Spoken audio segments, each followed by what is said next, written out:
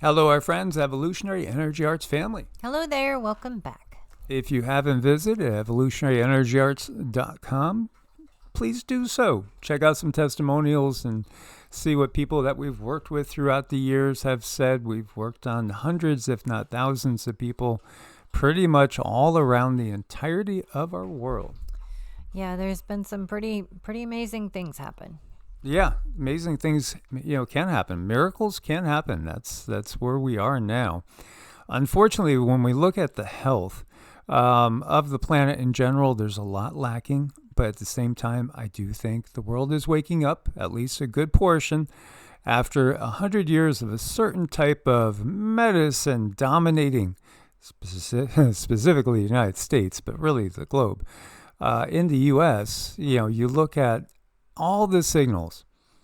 It's been heading in the wrong direction. There's no way you could say that health-wise we've been heading in the right direction. The system has been a miserable failure or worse. That's just the reality. You look at these numbers, 1 in 36 children have autism, 1 in 3 are overweight or obese, 1 in 8 children have asthma, 1 in 20 seizures, 1 in 20 seizures. 1 in 12 food allergies. I think it's much higher than that. 1 in 3 children have ADHD. 1 in 100 have heart problems, and over 350,000 people, kids diagnosed with diabetes. That's not good. Now, this article from the Daily Mail talks about experts identify mineral deficiencies, which can cause depression, and the dietary changes which can help balance your mood. This is important to understand. Your food is more than your energy, your source of energy. It's literally you. It is that which replaces the dead and dying and obsolescent cells in your body. So it's really, really important to know what you're taking into your body. That's the number one thing. We need to learn what we're putting in our body, and so we can heal. Because if you're taking in a lot of things and you're trying to heal, then the toxins are going to not help the healing happen. And what you take into your body affects your mood. A lot. How much have you noticed that? Please do share your comments. How often have you eaten something and either been elevated or depressed, or all of a sudden you got to go take a nap, you just can't stay awake, or all of a sudden you got a sniffly nose, or your eyes are running all of a sudden, or you're even getting wheezy. Your food is so important, and a major study has revealed that minerals, or the lack thereof, can lower or increase your risk of developing mental health conditions like depression. Yeah, you are what you eat in more ways than one. You're taking in a frequency, because your food is loaded with frequency. So if you're taking in low vibrations, that's going to lower your frequency. That should just be a given. I believe so, yep. Previously, research has shown eating a balanced diet rich in essential minerals like potassium can make you less likely to be depressed. Again, magnesium is key. Potassium, certainly. Selenium. A fresh study recently published in the Journal of Affective Disorders, led by a team in China, have identified more minerals that can prevent depression. Minerals in your food preventing depression? Yes, absolutely. And I don't mean that you're yearning for Twinkies and satisfying that Twinkie urge is going to really elevate your mood. Ultimately, those things are just they're going to exist until the earth is no longer around physically. Again, there's reasons why we avoid certain foods and eat food in its organic, natural state as much as possible. But in this case, scientists analyzed the relationship between 12 minerals and 6 disorders by looking at the data from nearly 200,000 individuals from the UK Biobank with no diagnosed mental illnesses at the beginning of the study. They asked participants to fill out questionnaires on what they ate over 24 hours on multiple occasions to estimate their average daily mineral intake and track their health records for mental health diagnosis over the last 13 years. Analysis showed higher intake of iron, magnesium, and selenium associated with a lower risk of developing depression. Low iron, definitely, as well as magnesium and selenium, can lead to depression. And it's just something that's not even looked at. You can go to doctor after doctor after doctor, and why am I sad? Why am I sad? Well, it's probably a big mix of, what you're doing in your life that's making you unhappy, and, what you're not putting in your body. So ladies, again, tied to your menstrual cycle, note the emotional changes. They're pretty big, but they're also there to give us some sort of direction, because our bodies are so extremely creative and they're good. So you want to follow your instincts. But if you are taking in too much sugar, that can tip the balance not in your favor. But definitely those hormones are a driving factor in our lives. And, we shouldn't shun them. We should really, really appreciate them, because they do help us get stuff done. It's just, are we in the correct alignment to be pushing in the right direction for ourselves? Now, analysis again showed that higher intake of magnesium, selenium associated with lower risk of developing depression of 12%, 9.5%, and 12% respectively. However, in contrast, higher consumption of calcium was linked to an increased risk of depression by 10.4%. and anxiety by 15.4%. Their analysis also revealed manganese lowered the risk of suicide by 33%. Oh, there's that 33 number there. And high zinc intake decreased the risk of post-traumatic stress disorder by 57%. Wow. I mean, that's an easy fix, right? It definitely is something that you could do quite simply. Interestingly, they found that protective effects of iron, potassium, magnesium, zinc, and selenium against depression were more significant in women than men. This is interesting too. Of course, hormonal differences between women and men are very, very real. They're huge, but at the same time, well, they complement each other, so they should balance each other out optimally. They also found the links between potassium, magnesium, and copper intake and lower risk of depression were stronger in participants aged 55 or younger. They also discovered existing chronic illness may impact how dietary minerals impact mental health risk. The reanalysis, which excluded people with existing chronic illnesses at the start, showed some of the initial findings were no longer statistically significant. This included connections between calcium and depression, as well as several minerals and anxiety, which became weaker.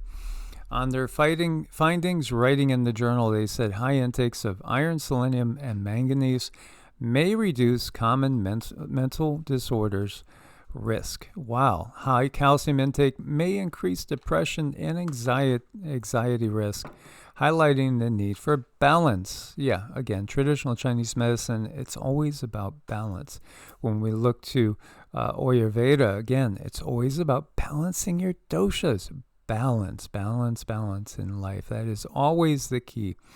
So, this is interesting findings, but there's so much more than just this, really, when we look at it.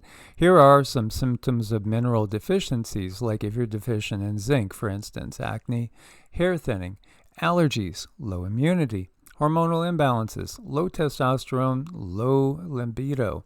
Iron, could have chest pain, fatigue, hair loss, again, headaches, cold hands and feet, shortness of breath. How about selenium, hair loss, slow metabolism, thyroid issues, low immunity, slow wound healing, and it goes on again. I think we are in a world that is completely out of balance for the majority of people. Not everybody. Some people understand what's going on. And then again, you might just head over to Walmart and buy the cheapest vitamins that you can get. Synthetic vitamins are manufactured in laboratories using chemical processes, often designed to mimic the molecular structure of natural vitamins, while natural vitamins are derived from whole foods, plants, animals, or microorganisms. Although some vitamins like vitamin E show significant differences in bioavailability, with natural forms having nearly twice the absorption rate of synthetic versions, Biochemical arguments suggest that if molecular structure is identical, the body may utilize both forms similarly. Natural vitamins often come with additional cofactors, enzymes, phytochemicals that enhance absorption and also reduce the risk of toxicity. This is why nature is always superior. Here you have science going off and trying to make the best version possible, and inevitably it creates new conditions, new problems to face because, again, they're taking out the natural buffers. Look to nature. Get it in its original form as much as possible. Organic foods have been found to contain higher levels of certain nutrients compared to conventionally grown foods. Why do we even call it conventionally grown? It's only conventional in a sick system, and the system is sick. The average life expectancy for a male on the planet at this day and age is 70. It shouldn't be that low. It's ridiculous. It's a symptom of a very, very sick planet. It truly, truly is. We need to go back to the past in order to reclaim our health. Different techniques, like rotating crops, flowing with the seasons, embracing nature and all the buffers that nature includes in her, bounty, which again, the bounty is right there. Why in the world do we have GMO foods with, seedless watermelons? Just a heads up, every watermelon that you eat that's seedless is GMO because it doesn't come that way naturally from nature, because nature wants to give you the ability to have an abundance. So, when you look at it, the nutritional components of organic foods is higher.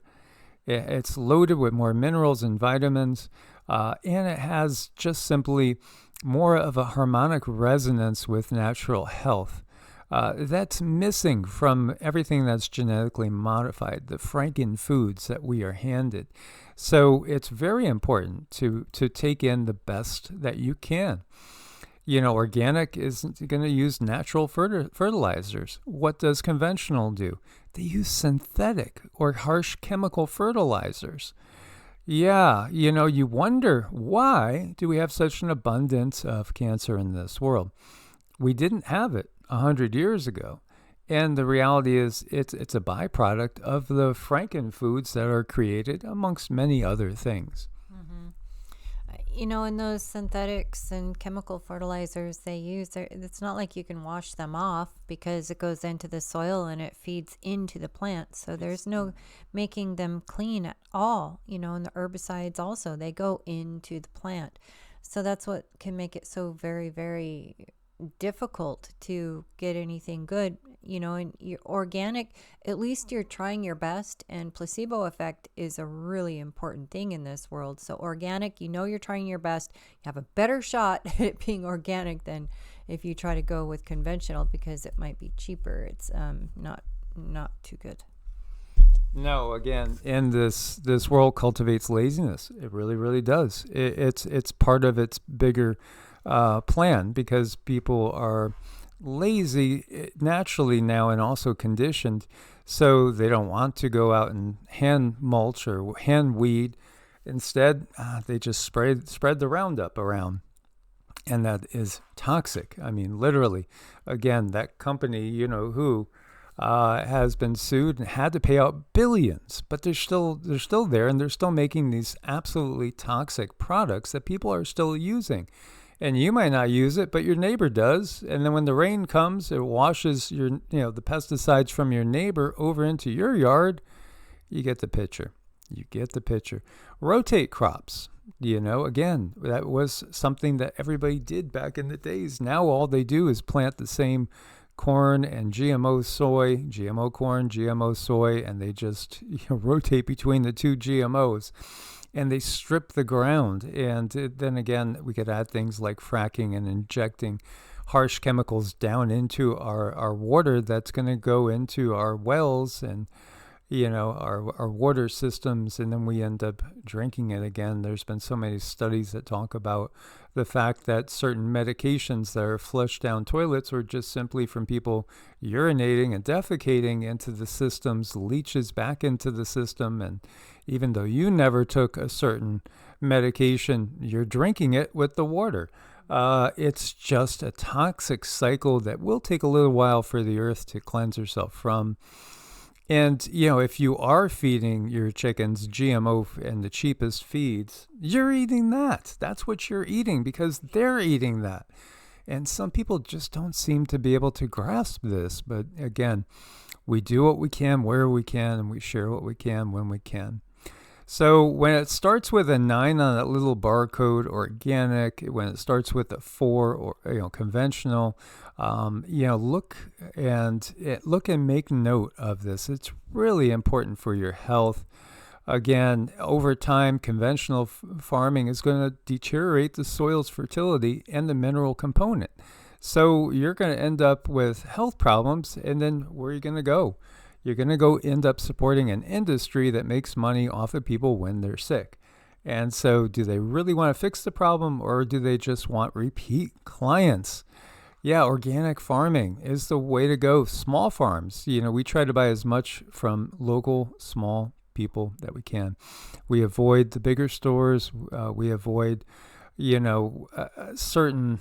You got to watch really carefully when you're looking, especially if you are a meat eater and the meat supply, because you might not want to get an ouch, but you're eating food that has been ouched. And then again, you take that into your body.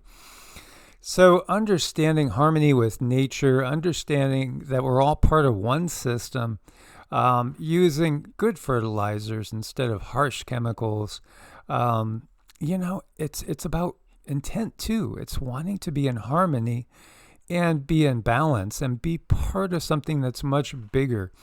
And you want to just simply support life and help life in its endeavor to find a harmonic resonance within its environment. It's all about, the balance within your body. So everything that you're putting in your body, you're either adding to your health or you're adding to your toxins. And, sometimes when I put it down for myself in the simplistic way, it's like, okay, am I adding to my health or am I adding to my toxins, whatever I, eat? Then that helps me make a decision. It helps me make a quick decision. Yeah. Again, when Cindy said that, are you adding life force to your body, or are you taking life force away from your body to process something that's ultimately going to be toxic? If your diet is Chef Boyardee's and little frozen dinners and Pop-Tarts and stuff, that's just a quick highway to the cemetery. It literally is, and that's just plain and simple. That is what it is. Treat your body as the holy temple that it is. Have a reverence for life and recognize that we're all here to support each other. It's not Darwinian evolution, survival of the fittest. No, quite opposite. We need to look at life from the perspective that some of her other children, give us examples of, like how bees work together in a hive or ants in a colony. Again, how so many birds can fly together in unison. One turns, the others all understand immediately, we're supposed to go this way instead of that way. It's that intuitive knowing, and knowing that every act that you do has a karmic implication to it. So am I putting out positivity into the world, or am I contributing to the dark matrix's dark energies?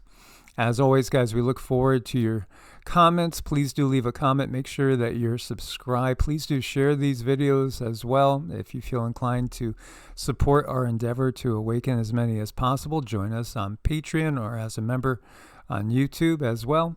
Source bless and namaste. Namaste.